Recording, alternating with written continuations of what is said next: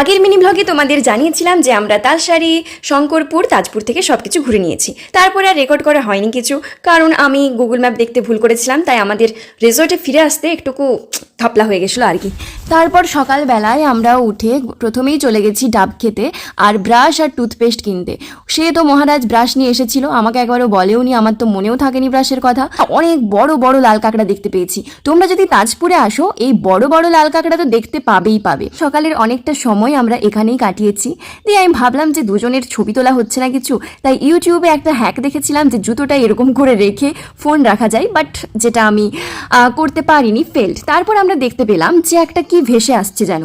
তারপর সেটা যখন আমাদের সামনে এলো দেখলাম একটা সামুদ্রিক মাছ। দাঁতগুলো দেখতে পাচ্ছ তো? বাবা বাবা, আমি তো দাঁত দেখেই ভয় পেয়ে গেছি। তারপর আমরা আমাদের রিসর্টে ফিরে এসে সেখানে বসার জায়গাগুলোতে কিছুক্ষণ সময় কাটালাম। তোমরা যদি এটার লং ভিডিওটা দেখতে চাও সেটা অলরেডি চ্যানেলে আপলোড হয়ে গেছে, তো সেটা গিয়ে দেখে আসতে